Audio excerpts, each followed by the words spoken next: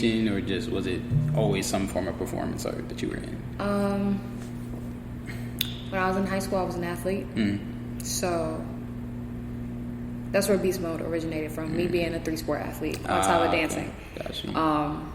And I wanted to go to the Olympics for track. Nice. So that's more so what I was pursuing. I always knew I was going to be a choreographer, and I always knew I would do something with music, but I knew I would just be doing different things with my life. I never thought I was going to stick to one thing and do one thing for the rest of my life. So I was more so focused on going to the Olympics all throughout high school. And then my baby happened, and I was just like, I want to model.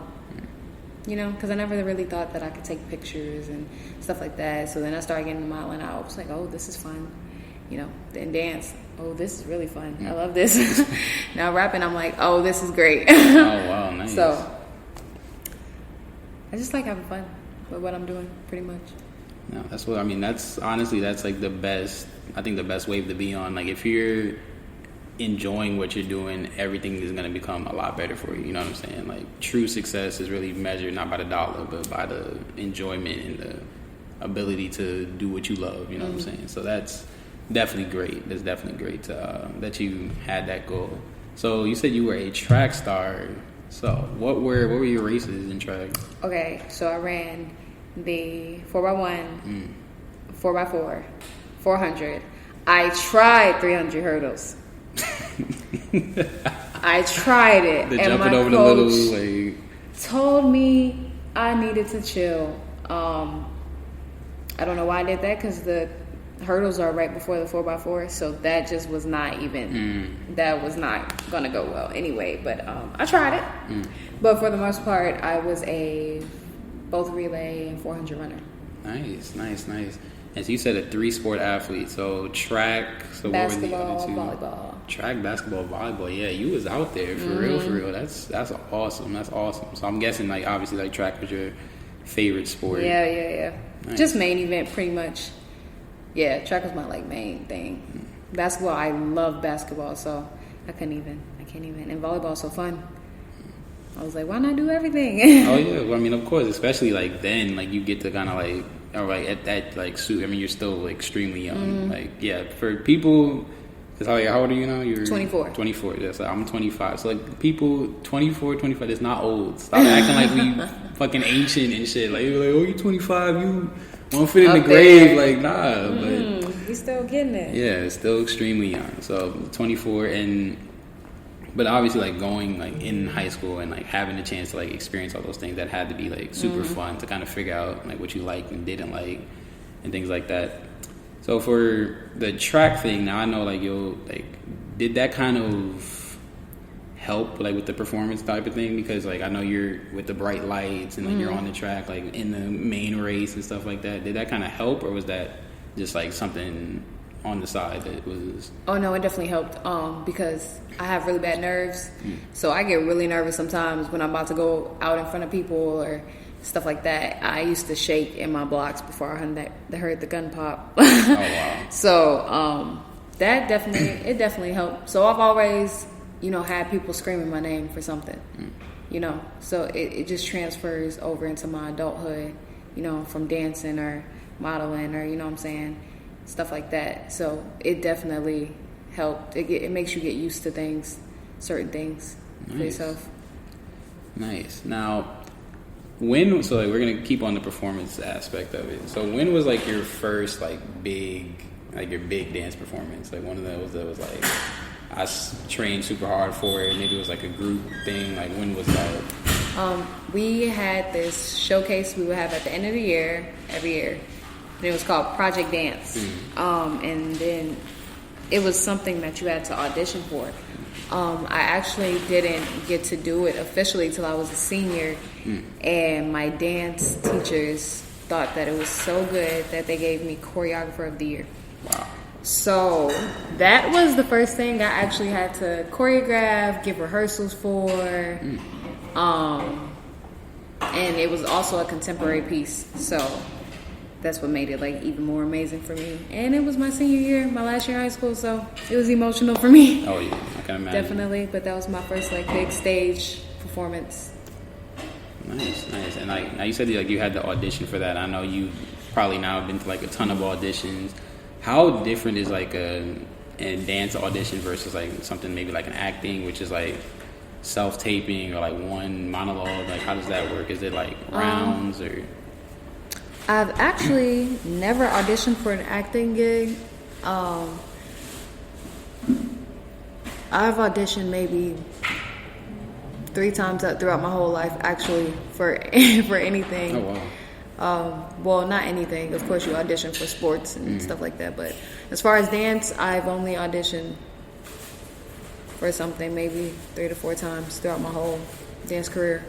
I don't, not that I don't believe in auditioning. I rather somebody just pick me off the strength of, oh, she's fine, I want her, instead of me going it's like, for me, it's like going in a crowd of sheep and trying to show somebody that you're like the golden sheep or something like that. Oh, okay, I feel you. So I'd rather somebody just see me wherever they see me and be like, oh no, call her, get her info, stuff like that. That's what works for me. But some people are beasts at auditions and can just go through it and knock it out, and that's kudos to them. Like, I wish I could, but no, it's definitely understandable. So like you're more of like on like the social media end, like you're trying to just like build your platform and things like that and go out there. So when did like the social media kick kind of happen? Because I know like now like, at first you were doing pretty well, you were doing some like dance videos, and then like just randomly you just like boom, like everybody was like looking at your stuff. Like when did that kind of happen? Was it like a shift in something you did, or was it like one particular project that? What did happen? Okay, so in high school I had 100K. I had to end up selling that account because my track coach didn't think that I needed so much attention on me at a young age.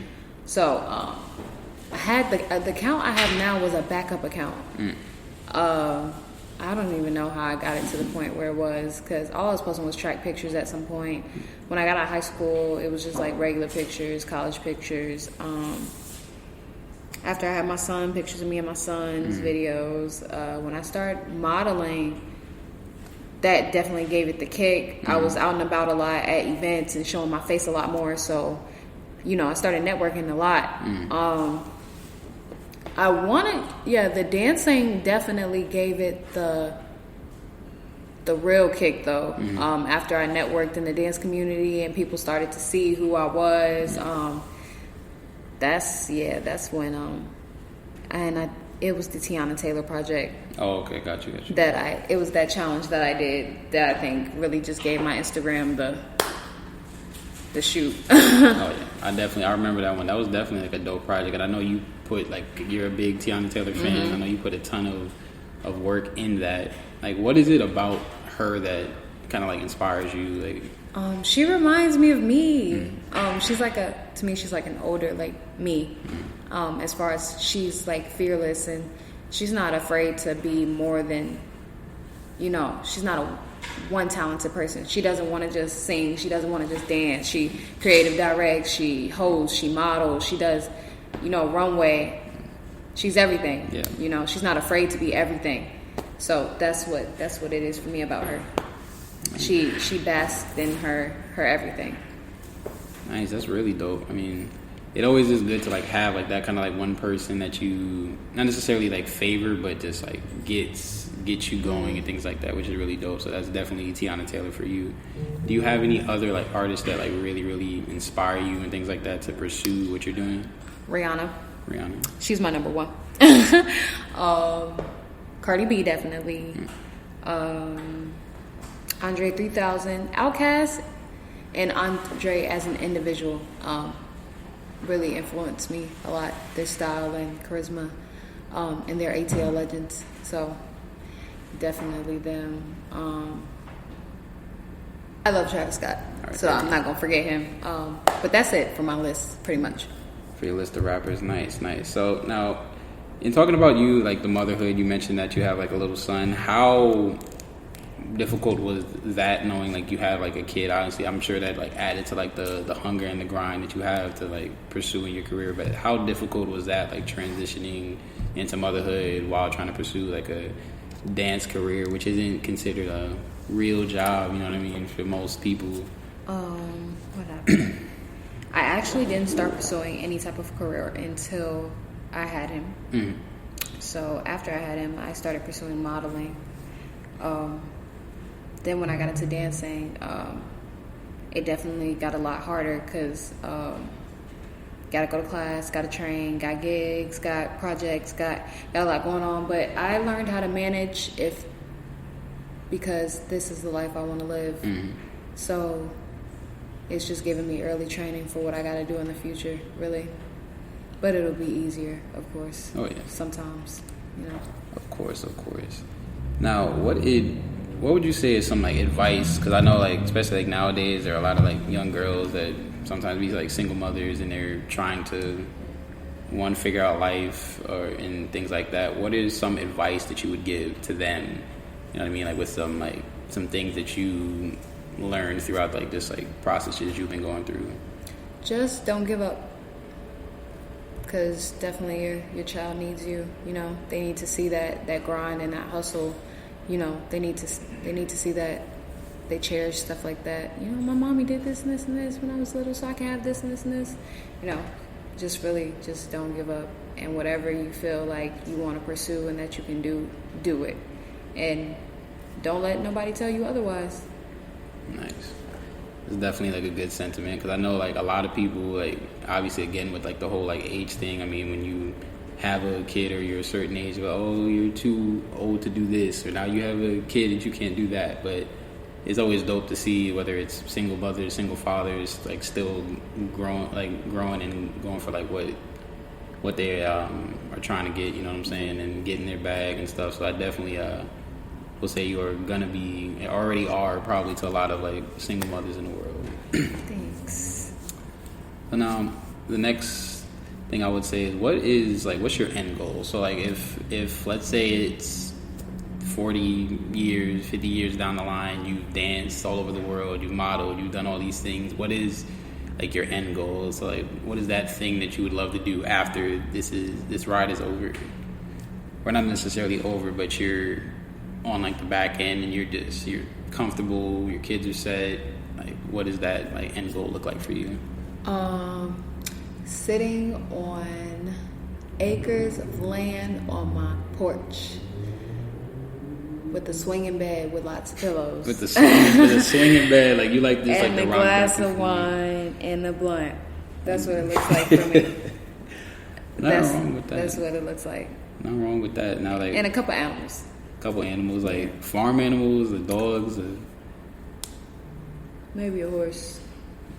A horse and like some dogs, cats. Have you ridden horses before? No, never. I'm actually pretty terrified of them, only because they're so majestic. Their majesticness scares me a little bit, but I love them. So I think you would like horse riding. Like I've done a couple. Like I've been doing like horse riding for like the last month, and it's actually like very relaxing, very freeing. Like I think you would probably like it. Mm-hmm. It's just like a big like we talked about before. It's a big ego check. Like you can't be like, I'll run shit here. Like that thing is gonna like could toss you off if you're that kind of person. But it's a very vibe type of animal. You know what I'm saying? Mm-hmm. You come in with good vibes. It feels the good vibes and. Yeah, man. I think you would definitely enjoy that. Facts. Okay, I'll try it. Yeah, definitely. So, what are some like projects that you have going on in the future? Like I know you said the music. Is there any like dance stuff that you got going on? No dance stuff right now. I'm thinking about doing something. But just this artistry. I'll probably be doing more of music videos and rap visuals, rap covers or something like that. And I'll drop a little dance visual every like once in a while. But, as far as it is, it'll be like covers and music videos. Nice. All right. So we're nearing the end. And of course, I don't know why I came up with this, but this is the road trip question. So let's say you are on a road trip with the squad. You guys are packed up in the car. You're going to an audition or whatever. What is your go-to 3 items? You got to stop at the gas station. It could be Raceway, QT, whatever. Your go-to 3 items. A blue Powerade. Blue Powerade. A bag of classic Lay's. And